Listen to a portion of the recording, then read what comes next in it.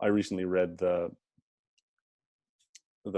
Bhagavad Gita, which is an old Hindu scripture, and the storytelling it's so complex implicitly, but essentially the whole story is just, so there's Arjuna and he's the head of an army, and then on the other side of the army there's this, he has family in that army, he has his teachers, he has his family in that army, and him and Sri Krishna, and Krishna is the operating figure of the Godhead, so he's the personality of the Godhead, and they ride their chariot into the middle of these two armies, and essentially at that point the whole world gets put on pause because Arjuna has to make a decision whether he's willing to kill people on the other side.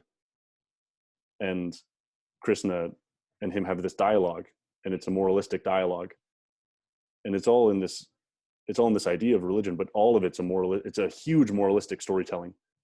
And towards the end there was this really good quote that I liked a lot, and I talked about it with Trevor Reagan a little bit, and it was that which in the beginning is like poison, but in the end is like nectar, and awakens one to self-realization, is said to be happiness in the mode of goodness.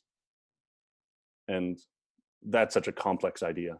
They're talking about sacrifice and what it means to commit to something, giving your time to it, and over time get better at it to the point. Can you repeat that for me, bro? Yeah. So that which in the beginning is like poison and in the end is like nectar is said to be happiness. Oh, sorry, I'll restart. I missed a part there. That which in the beginning is like poison, but in the end is like nectar, and awakens one to self-realization, is said to be happiness in the mode of goodness. And so I think what that idea is going for is that when you first start off at something, you're going to be bad at it. And as you work towards it, you get better at it. So when you start, it sucks.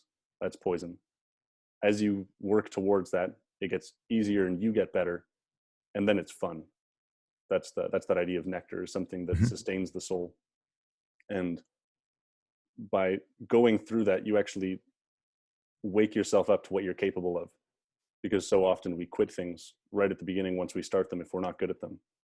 And by doing that, you find happiness. And if you're able to put yourself out there and move towards a goal, then that's goodness for the broader scale of things. If you get good at something and you are able to allocate your talents to the people that you love, then that's goodness in the form of society. And it's also happiness in the form of the individual.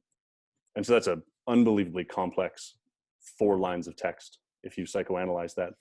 But at the same time, it's just a part of a story. And this whole story is just full of these things. And I think that's something that we miss out on.